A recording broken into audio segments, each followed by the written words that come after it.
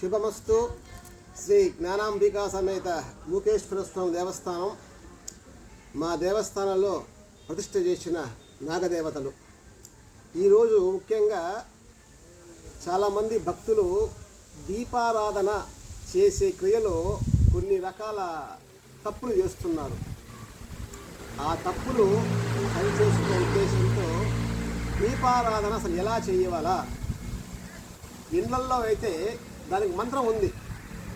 సాధ్యం త్రివక్తి సంయుక్తం వక్నాయోజితం అంటే త్రివక్తి అంటే 3 ఒత్తులు. ఈ 3 ఒత్తులు విడివిడిగా పెట్టచ్చు, లేదు 3 కలిపి కూడా పెట్టచ్చు ఇంట్లో.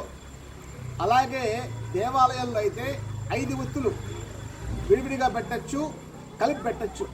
అంటే మన ఈ శరీరాన్ని ఈశ్వరుడు పంచభూతాలతో తయారు చేశాడట.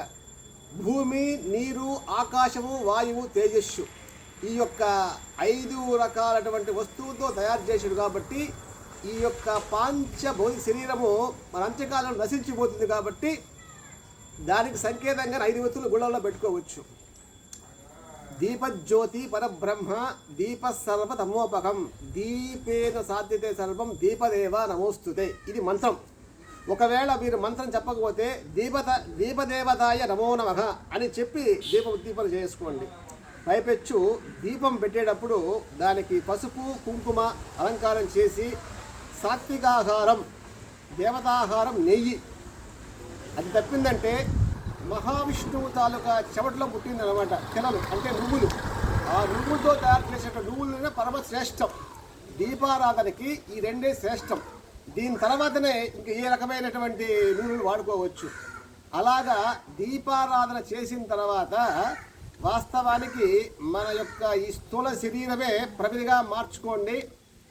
మనలో ఉండేటువంటి సూక్ష్మ శరీరం, బుద్ధి, అహంకారం, చిత్తం 3 ఒత్తులు, దీన్ని సూక్ష్మ శరీరంగా భావించుకోండి.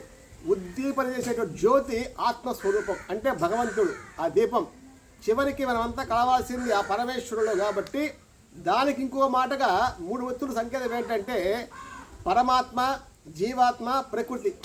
అంటే ప్రకృతిలో నుంచే మనమంతా ఉద్భవించేది, రచించిపోయేది. కాబట్టి ఈ ప్రకృతి, ఈ జీవుడు చివరికి పరమాత్మ లయమవుతాడు. అందుకే 3 అనే ఒత్తులు సంకేతంగా పెట్టాడు.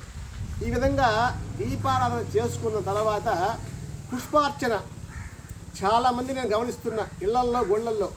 ఎందుకంటే సుమము, కుసుమము ఆడదే, పుష్పం, పుష్పమే ఆడది. ఎప్పుడు కూడా దేవతార్చన చేసే సమయంలో పువ్వుగా సమర్పించాలే కానీ చాలామంది ఇలా ఒత్తులతో ముక్కలు చేస్తున్నారు. కానీ ఇది ధర్మం కాదు.